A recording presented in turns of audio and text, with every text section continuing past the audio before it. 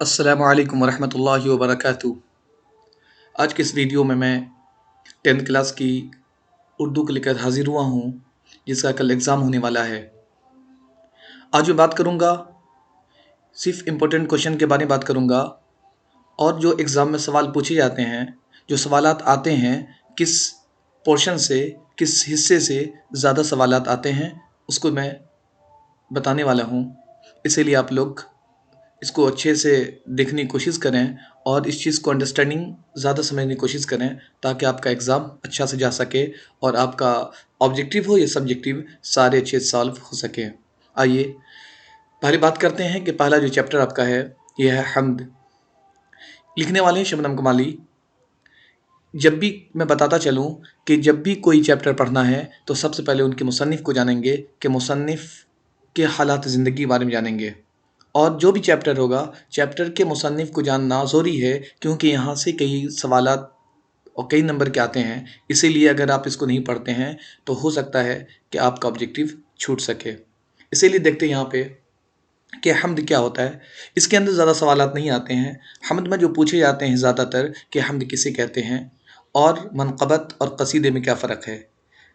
तो बताता चलूँ कि हम्द के बारे में बस इतना ही मालूम होना चाहिए कि हम्द के अंदर खुदा की तारीफ़ की जाती है, और नात में हमारे नबी पाक सल्लल्लाहु अलैहि वसल्लम की तारीफ़ की जाती है, और मनक़बत में किसी भी बुज़ुर्ग दीन, औलिया अल्लाह, खुलफ़ा रशीदीन की जो तारीफ़ करते हैं, या उनकी मतलब कि मंसूब उनकी लिखी जाती हैं, जो भी चीज़ की जाती हैं उनकी बड़ाई के लिए, तो मनक़बत कहा जाता है। और क़सीदा उसे कहते हैं जब कोई बादशाह हो या आम आदमी हो, उसकी तारीफ़ हो या बुराई हो, जो उसके शान में जो चीज़ पढ़ी जाती है उसे हम क्या कहते हैं, क़सीदा कहते हैं। यहाँ ज़्यादा सवालात नहीं आते हैं, 3 चीज़ को आप लोग यहाँ से देख कर जाएंगे। अगले बात मैं बात करूँगा यहाँ पे शबनम कमाल के बारे में। जो ज़्यादातर सवाल यहाँ पर आते हैं कि शबनम कमाली का असल नाम क्या है, तो मालूम होना चाहिए कि इनका असल नाम मुस्तफ़ा रज़ा है, और इनकी जो पैदाइश हुई थी 22 जुलाई 1938 को पोखरेरा, जो ज़िला सीतामढ़ी में पड़ता है, वहीं हुई थी। बहुत ज़्यादा आपसे पूछा जाएगा यहाँ पे कि शबनम कमाली का असल नाम बताइए और उनकी जाए पैदाइश बताइए और पैदाइश कब हुई वो बताइए। और जब आप सब्जेक्टिव की बात करेंगे तो इनकी जो 3 किताब, बल्कि 5 किताबें हैं, जिसमें अक्सर बेशतर ये 3 किताब का नाम अक्सर पूछा जाता है कि 3 किताबों के नाम बताएं। जो अनवार अक़ीदत है, रियाज़ अक़ीदत है, ज़िया अक़ीदत है, फ़िरदौस अक़ीदत और सबा अक़ीदत है। ये उनकी मशहूर किताबें हैं। इनमें से किसी आप 3 को लिखेंगे, आपका यहाँ से क्वेश्चन सॉल्व हो जाएगा, दिक्कत नहीं है। और जो सबसे बड़ी बात है और सबसे अहम बात है कि इनके इंतकाल के बारे में अक्सर पूछा जाता है। इसमें लिखा हुआ नहीं है, लेकिन अगर आप बात करेंगे तो इनके इंतकाल के ऊपर बड़े मुहक्किकीन और जो रिसर्चर हैं, उन्होंने 3 चीज़ का सबूत उन्होंने पेश किया है। एक तो 2004, 2006, 2007। अक्सर बेशतर बिहार बोर्ड के अंदर 2004 का ऑप्शन नहीं रहता है, तो ऐसे कंडीशन में आप 2006 को टिक करेंगे, आपका सवालात और आपका जवाबात बिल्कुल करेक्ट होंगे। इसमें ज़्यादा बाकी पढ़ने की ज़रूरत नहीं है। इनके इंतकाल के ऊपर शक है, इसीलिए इसको आप 2006 ही टिक करेंगे। वरना अगर हकीकत में देखा जाए तो इनका असल में 2004 को इंतकाल हुआ है। देखिए इन्होंने जो लिखा है, ये हम्द खुदाए अज़्ज़वजल लिखा है, और यहाँ पर ये क्या है, हम्द है। तो इसमें जो आप तशरीह की बात करेंगे तो यहाँ पे पहला वाला जो यहाँ पे है, खालिक़े दो जहाँ है तो इज़्ज़त ज़ुल जलाल है, यकता है तेरी ज़ात पाक आली व बेमिसाल है। अक्सर बेशतर अगर पूछता है यहाँ पर तशरीह करने के लिए, तो इसी शेर को दे दिया जाता है और कहा जाता है कि इसकी तशरीह कीजिए, तो आप लोग इसको देख कर जाएंगे। ठीक है, और ज़्यादा इसके अंदर कुछ पढ़ने की ज़रूरत नहीं है। और यहाँ पर जो शबनम कमाली के बारे में जो मुख्तसर तरीन सवालात हैं, इनको आप लोग देख के जाएंगे कि शबनम कमाली कब पैदा हुए, कहाँ पैदा हुए, शबनम कमाली का इंतकाल कब हुआ, कायनात की तख्लीक किसने की है, इंसान की मुश्किलें कौन हल करता है, शबनम कमाली का असल नाम क्या है, इसको देख लेंगे। और यहाँ पर अक्सर बेशतर जो पूछा जाता है सवाल कि हम्द किसे कहते हैं, 5 जुमलों में लिखिए। तो यहाँ पर हम्द किसे कहते हैं, वो 5 जुमले में लिखा जा सकता है इसे कि अल्लाह की तारीफ़ और तौसीफ़ की जाती है। पूरी दुनिया को बनाने वाला अल्लाह ही है, चाहे वो चरिंद हो, परिंद हो, दरिंद हो, सारी मखलूक़ें अल्लाह की जो जो नेमत है उसके बारे में क्या करते हैं, वो गाती हैं, शुक्र अदा करती हैं, सारी चीज़ें। ठीक है, ये आता है इसके अंदर, आप लिख सकते हैं यहाँ पे। उसके बाद हम्द है, मनक़बत और क़सीदे में तीनों में फ़र्क क्या है वो लिख देंगे यहाँ पे। और शबनम वाली की जो तीन शेरी मजमूई का नाम है वो लिख देंगे यहाँ पे कि अनवार अक़ीदत, ज़िया अक़ीदत, फ़िरदौस अक़ीदत, जो भी इनका है वो जितना पूछा जब बताया जाए क्वेश्चन उतना आप लिख देंगे, ये आपका हो जाएगा। और हम्द और नात बुनियादी फ़र्क क्या है, वो हम्द किसे कहते हैं और नात किसे कहते हैं उसको लिख देंगे, इंशाल्लाह आपका ये पूरा हो जाएगा और ज़्यादा सवाल इसमें से नहीं रहते हैं। अगला जो क्वेश्चन है, अगला जो चैप्टर है वो है मुख्तसर अफसाना। ये लिखने वाले जो हैं सुहेल अज़ीम आबादी।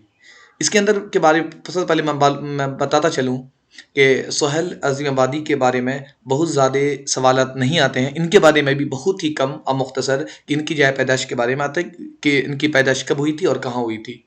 तो सुहेल अज़ीम आबादी की पैदाइश हुई है 1911 में। कहाँ हुई है? तो पटना में हुई है, ये याद रखेंगे आप।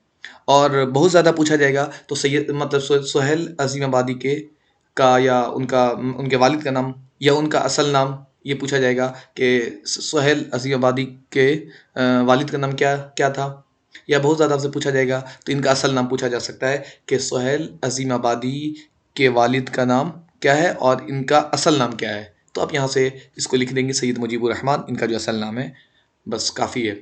और बहुत ज़्यादा पूछता क्वेश्चन यहाँ पर से, तो ये पूछता है कि उनका आबाई वतन कहाँ था, तो ये भदौल पूछता है, बल्कि आपके एग्ज़ाम में भदौली का भी ऑप्शन दिया रहता है, तो आप भदौल हो या भदौली वहाँ पर टिक कर देंगे, जो पटना में वाक़ है, याद रखेंगे इसको, पटना ज़िला के नहीं अंदर आता है, ठीक है। और इससे ज़्यादा यहाँ पर सवालात नहीं आते हैं। बहुत ज़्यादा सवालात नीचे से आपसे किताब का नाम पूछ लिया जाएगा कि चार चेहरे किनका है, अलाव किनका है और आदमी के रूप किनका है, और आप यहाँ पे क्या करेंगे, टिक मारेंगे सुहेल अज़ीम आबादी को। और बहुत ज़्यादा अगर आपको घुमाना चाहे तो यहाँ पर जो क्वेश्चन आता है वो पूछ दिया जाए कि बेजड़ के पौधे किनका है, तो यहाँ पर सुहेल अज़ीम आबादी का ही है। और लास्ट में ही पूछा जाएगा कि इनका इंतकाल कब हुआ, तो 1980, याद रखेंगे 1911 को इनकी पैदाइश हुई थी और 1980 को ये दुनिया से वफात पा गए। बस यहाँ से इतना ही आपको पढ़ना है। अगले बात करेंगे, ये भाभी जान है। ये किस्सा तो हम लोग जानते ही हैं और अक्सर बेशतर जो सवालात आते हैं इसमें ये इसके अंदर जो आता है, जब आपसे पूछा जाएगा कि उनके शौहर को बार बार जेल क्यों जाना पड़ा, अक्सर आता है ये क्वेश्चन। यहाँ पे जो सवालात हैं ये अक्सर पूछे जाते हैं। ये क्वेश्चन नंबर 1 और क्वेश्चन नंबर 2 अक्सर, बल्कि मुख्तसर सवालात और यहाँ पर इससे पहले जो है मुख्तसर तरीन सवालात, ये दोनों को अच्छे से देकर जाना है। तवील सवालात पढ़ने की ज़रूरत नहीं है। इसके अंदर आप ये जो मुख्तसर तरीन सवालात हैं इसको पढ़ेंगे तो आपका यहाँ से ऑब्जेक्टिव पूरा कंप्लीट हो जाएगा। और मुख्तसर सवालात पढ़ेंगे, जो 2 नंबर में पूछा जाता है वो सवाल आपके पूरे हो जाएंगे। इसीलिए आप ये सब ऑब्जेक्टिव के लिए मुख्तसर तरीन सवालात को पढ़ कर जाएँ कि सुहेल अज़ीम आबादी का असल नाम क्या है और कहाँ पैदा हुए, उनके बचपन का नाम क्या था, उनके मजमूए का नाम, अफ़साना मजमूए का नाम क्या है और किस साल शाये हुआ है। किस साल शाये हुआ है इसको ज़रूर याद रखेंगे। अक्सर व बेशतर क्या होता है कि किताब का नाम दे दिया जाएगा और पूछ दिया जाएगा कि ये किस साल शाये हुआ है, तो ये अगर आप नहीं पढ़ के जाएंगे तो मिस हो सकता है, इसलिए इसको पढ़ कर जाएँ। और यहाँ पर जो है मुख्तसर अफ़साने के ये मुख्तसर सवालात हैं यहाँ पे, तो इनके बारे में अब इतना पढ़ना आपको कि रुक़ैया भाभी के जिस देवर का किरदार कहानी में पेश किया गया है उसका नाम क्या था। तो हम लोग पढ़े थे कि उस देवर का नाम अख्तर रहता है, उन्हीं का किरदार बयान किया गया है। और अगले क्वेश्चन के अंदर ये कि रुक़ैया भाभी को शौहर को बार बार जेल क्यों जाना पड़ता था, तो हम जानते हैं, हमने पढ़ा था इसके अंदर कि रुक़ैया भाभी के शौहर को बार बार जेल इसलिए जाना पड़ता था, तो इनको जो है सियासत का शौक़ ज़्यादा था। हमेशा क्या होता कि जब एक मुकदमे से निकलते तो दूसरे मुकदमे में जब फंस जाते, इसीलिए इनका बार बार जेल आना जाना लगा रहता था। तो ज़्यादा लिखने की ज़रूरत नहीं है, 2 से 3 लाइन लिखेंगे, कंप्लीट हो जाएगा आपका, ज़्यादा दिक्कत नहीं इसमें। उसके बाद जो चौथे नंबर क्वेश्चन यहाँ पे है कि रुक़ैया भाभी को सोने की चिड़ियों को क्यों क्यों फ़रोख्त करवाना पड़ा था, तो हम लोग जानते हैं कि शम्मी नाम की एक लड़की थी जो उनकी खादमा के तौर पे बल्कि काम करती थी, उनकी शागिर्दा थी जो मतलब पढ़ती भी थी और रह कर पढ़ती थी। तो क्या होता था कि एक दिन वो आती हैं और अपने भाई के बारे में बोलती है कि मेरा भाई है और उसे एमए में एडमिशन लेना होता है, उसको उसके पास पैसा नहीं होता है, तो वो क्या करती है कि चूड़ी को देती है और फ़रोख्त करवा करके जो भी पैसा होता है उसके एडमिशन में दे देती हैं। तो ये क्वेश्चन पूछता है यहाँ से, तो आप इसको देख कर जाएंगे, ठीक है। बाकी इसमें आपको देखने की ज़रूरत नहीं है, सिर्फ है कि अब बहुत ज़्यादा है तब आप अपने एतबार से आपने पढ़ा कहानी, उसके एतबार से आप लिख सकते हैं कि अफ़साना निगार से जो ना बहुत ज़्यादा मुतासिर हैं और क्यों हैं, वो लिख सकते हैं यहाँ पे। और बाकी इसमें ज़्यादा कुछ पढ़ने की ज़रूरत नहीं है। अगला जो यहाँ पर है वो सैयद मोहम्मद मोहसिन है, जो लिखने वाले हैं। मसलन मोहसिन है लेकिन लिखे हैं क्या, फरार। आपसे पूछा जाएगा कि फरार के मुसन्निफ कौन है, तो आप क्या बोलेंगे, सैयद मोहम्मद मोहसिन। तो इनके बारे में भी ज़्यादा कुछ जानने की ज़रूरत नहीं है, बस इतना याद रखेंगे कि ये एक प्रोफेसर थे और ये नफ्सियात के प्रोफेसर थे, और नफ्सियात को हम लोग कहते हैं साइकोलॉजी, ये याद रखेंगे। और इनका जो असल मजमुआ ये है अनोखी मुस्कुराहट। कई अक्सर पूछता है यहाँ पे कि सैयद मोहम्मद मोहसिन का के जो अफसानों का जो मजमुआ है उसका नाम क्या था, तो आप क्या बोलेंगे, अनोखी मुस्कुराहट। और ये बहुत ही काबिल और मकबूल हुआ, मारूफ हुआ, और अक्सर लोग पढ़ते हैं, और अक्सर बेशतर इसे लाइब्रेरी वगैरह में भी रखी जाती है, और बहुत अच्छी किताब है। मतलब अफसाना, यह एक अफसाना है। और इनके बारे में जो बात करेंगे कि सैयद मोहम्मद मोहसिन की पैदाइश कब हुई, तो अब मालूम होना चाहिए कि 10 जुलाई 1910 को पटना पैदा हुए, और इनके वालिद का नाम सैयद मोहम्मद रशीद था। और इसके अंदर और ज़्यादा पढ़ने की ज़रूरत नहीं है, तो बस ये पूछेंगे कि किस सब्जेक्ट के प्रोफेसर थे, किस मजमून के प्रोफेसर थे, तो आप लिख देंगे यहाँ पर नफ्सियात के थे। नफ्सियात को इंग्लिश में साइकोलॉजी कहा जाता है, हिंदी में से मनोविज्ञान कहा जाता है। और बाकी यहाँ पे कुछ नहीं है। फ़लसफ़ा का मतलब होता है फ़िलॉसफ़ी में, आर्ज़ी तौर पर, आर्ज़ी का मतलब होता है टेम्पररी तौर पे, वो लेक्चर बहाल हुए थे पटना कॉलेज में। ये अक्सर कहीं पूछता है, 4 ऑप्शन देगा, पूछा जाएगा Bhagalpur university, Darbhanga university, Patna university, ना मधेपुरा यूनिवर्सिटी, जो भी देश के अंदर, उससे मतलब नहीं है। याद रखेंगे कि पटना कॉलेज में शोबाई फ़लसफ़ा में आर्ज़ी तौर पर लेक्चर बहाल हुए, फिर ये मुकम्मल तौर पे, बल्कि नहीं, क्या कहते हैं, 1948 में पटना यूनिवर्सिटी के शोबे नफ्सियात में मुस्तकिल तौर पर लेक्चर बहाल हुए। कब पूछा जाएगा, ये पूछा जाएगा कब कब हुए थे मुस्तकिल तौर पे, तो 1948 को, लेकिन ये पूछता नहीं है, हो सकता अगर आ जाए तो। और आपसे यहाँ पर ज़्यादा सवालात नहीं आएंगे। और यहाँ पर एक जो है ना, क्या कहते हैं, ये जाविये, नफ्सियाती जाविये के बारे में अक्सर बेशतर पूछा जाता है, और अनोखी मुस्कुराहट, तो आप एकदम आंख बंद करके सैयद मोहम्मद मोहसिन को टिक कर देंगे, आपका बिल्कुल करेक्ट होगा। और बाद में पूछा जाएगा कि कौन ऐसे मुसन्निफ थे जो दौरान हज मतलब मतलब कह लिया सकते, तो फरीज़ा अदा किया था, और उसके चंद दिन ही बाद वो इंतकाल कर गए, तो वैसे इमाम मोहसिन, जिनकी वफ़ात 2002 में हो जाती है, और इलाज के दौरान ही होती है।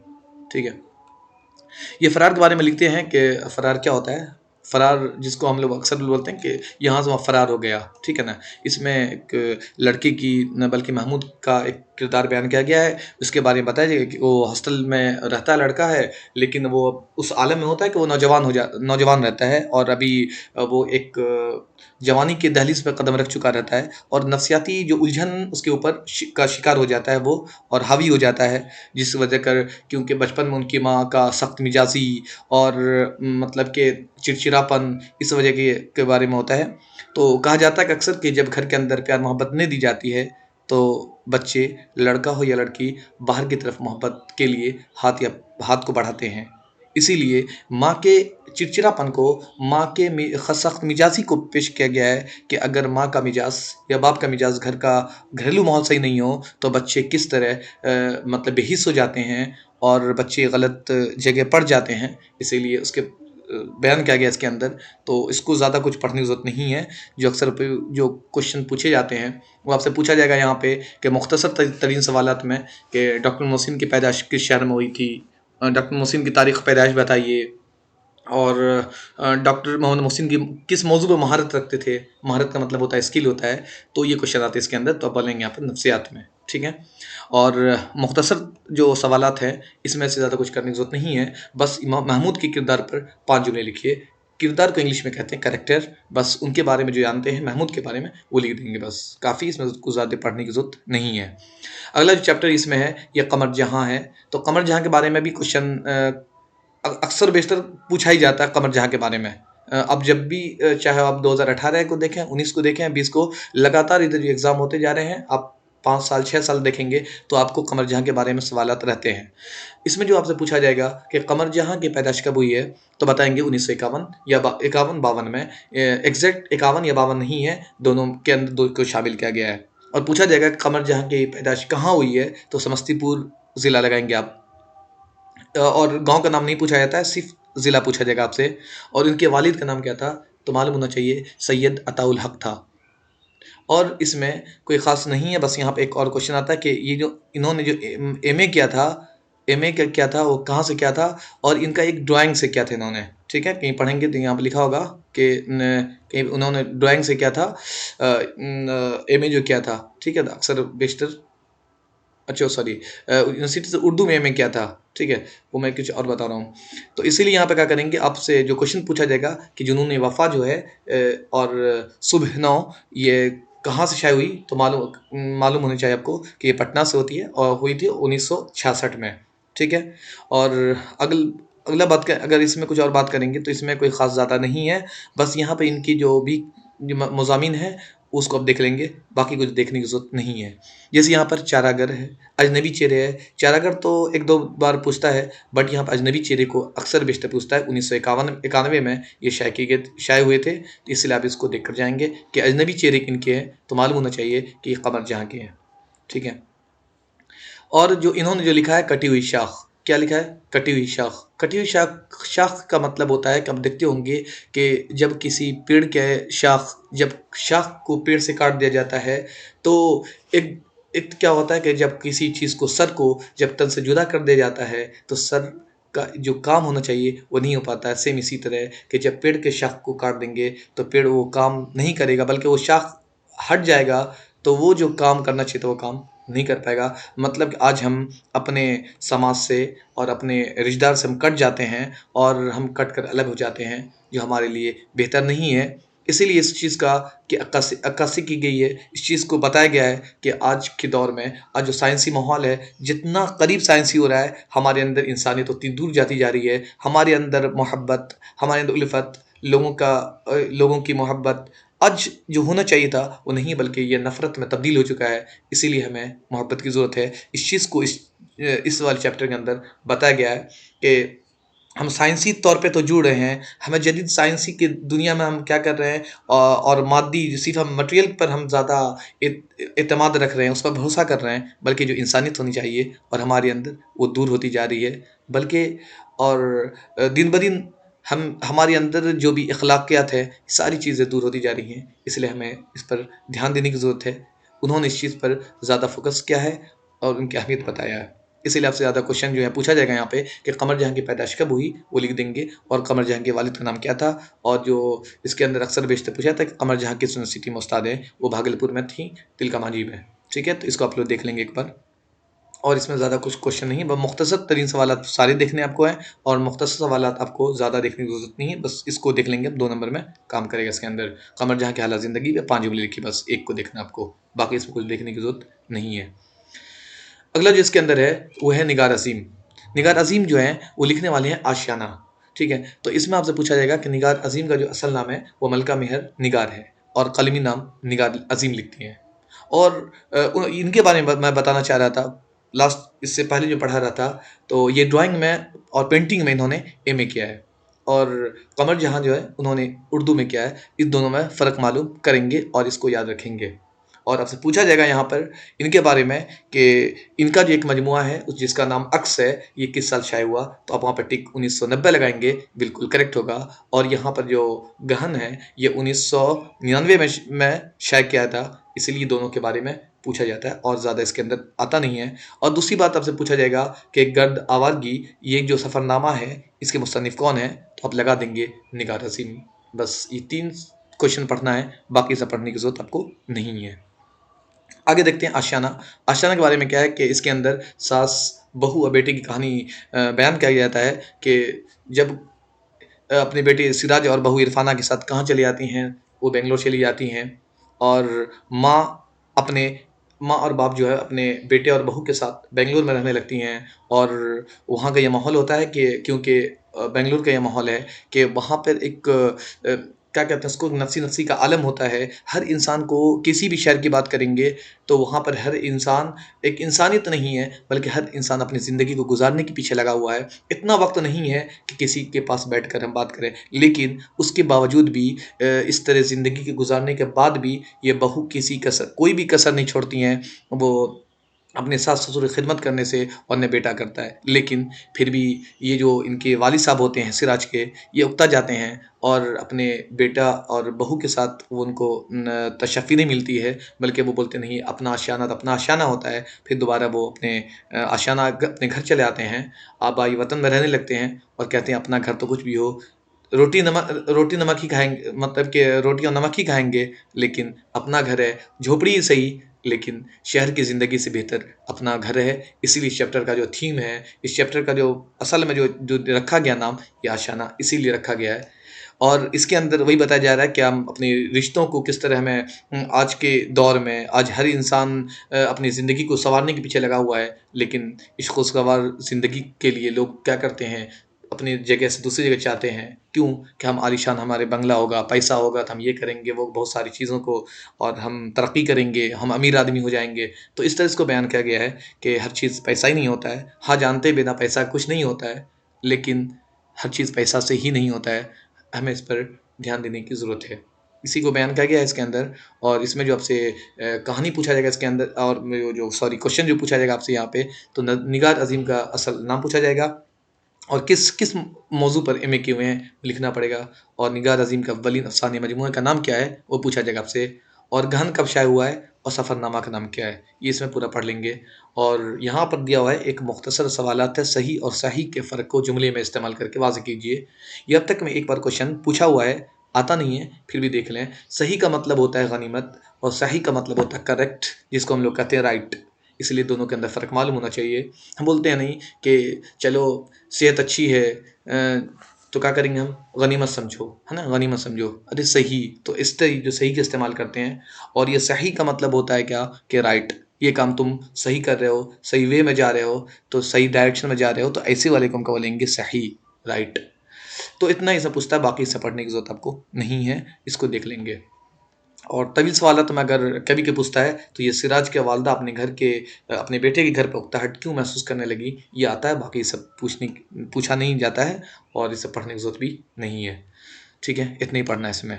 और यहाँ पर अल्फाज के जमा है, तो आप इसको भी देख लेंगे कि ज़िद क्या है, खिदमत क्या है, मौका क्या है, मसला क्या है, और मंजिल क्या है। ठीक है, इसमें ज़्यादा पढ़ने की ज़रूरत नहीं है।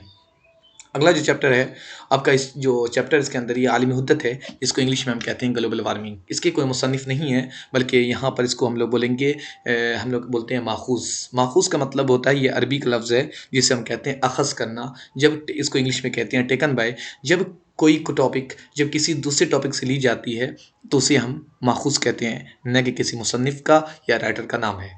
बल्कि यहाँ पर मज़मून किसे कहते हैं, मज़मून के बारे में हम सिर्फ जान लेंगे कि मज़मून किसे कहा जाता है।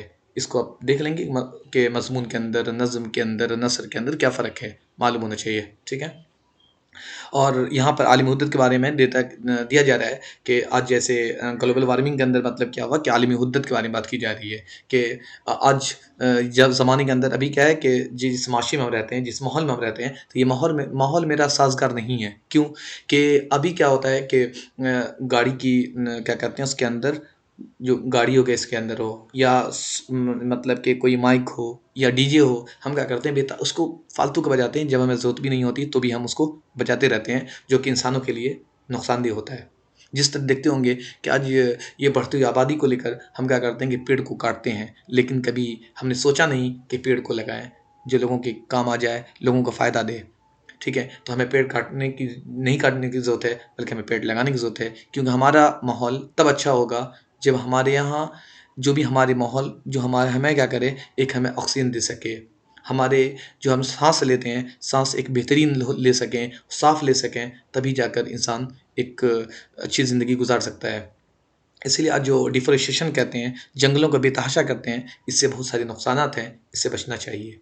तो इसीलिए इसमें बताया गया कि ज़मीन की जो दर्जा हरारत है, ये बहुत तेज़ी इज़ाफ़ा कर रहा है, और कहा जाता है तमाज़त अर्ज़ी, अर्ज़ का मतलब होता है ज़मीन, कि आज जो है ग्लोबल वार्मिंग जो है बहुत तेज़ी से मतलब क्या होता है कि इसके अंदर जो हमारे माहौल के अंदर बहुत सारी तब्दीली हो गई है, बहुत सारी बीमारियाँ होती रहती हैं, हमारा जो सांस लेते हैं ये साफ नहीं ले ऑक्सीजन ले पाते हैं, इसलिए हमें इसको बेहतर करने की ज़रूरत है। और इसके अंदर जो है जो आया था इसके अंदर कि दो चीज़ आता है इसके अंदर। ठीक है, पूछा जाएगा आपसे कि ग्लोबल वार्मिंग कैसा मसला है, तो बोलेंगे ये संगीन मसला है यहाँ पे। और दूसरी चीज़ है कि इसके अंदर क्या क्या चीज़ पाया जाता है, तो कार्बन डाइऑक्साइड है, मेथेन है, और इसके अंदर जो है ना नाइट्रस ऑक्साइड है, और ओजोन है। और इसके अंदर बताया जाता है कि ये क्या करता है कि इसके अंदर अगर हमारा माहौल सही नहीं होगा, तो ओजोन परत को भी क्या करेगा, कमज़ोर कर देगा। और पूछा जाएगा कि इसमें जो है कार्बन डाइऑक्साइड की मिकदार कितनी है, तो बोलेंगे कि 31 जो परसेंट है वो वो कार्बन डाइऑक्साइड है और मीथेन 149% है, जिसे हम उर्दू में फीसद कहते हैं। और आपसे क्वेश्चन पूछता है यहाँ पे कि मीथेन गैस कहाँ से निकाली जाती है, कहाँ कहाँ मिलती है वो, तो मालूम होना चाहिए कि धान के खेतों में और गाय भैंस के गोबर से ज़्यादा निकलती है। ठीक है, उसके बाद फिर आपसे पूछा जाएगा यहाँ पर कि दर्ज हरारत के बारे में, और दूसरा आपसे पूछा जाएगा यहाँ पे कि किसके बारे में, कि दो चीज़ के बारे में अक्सर यहाँ पे पूछा जाता है। ठीक है, इसके अंदर पूछा जाएगा आपको यहाँ पर एक तो ग्लोबल वार्मिंग के बारे में ज़्यादा यहाँ पर क्वेश्चन नहीं है। दीमापुर में एक बार क्या हुआ था, कॉन्फ्रेंस हुआ था, उसके बारे में यहाँ पर पूछता है इसमें। ठीक है, और इसमें कोई ख़ास यहाँ पे नहीं है।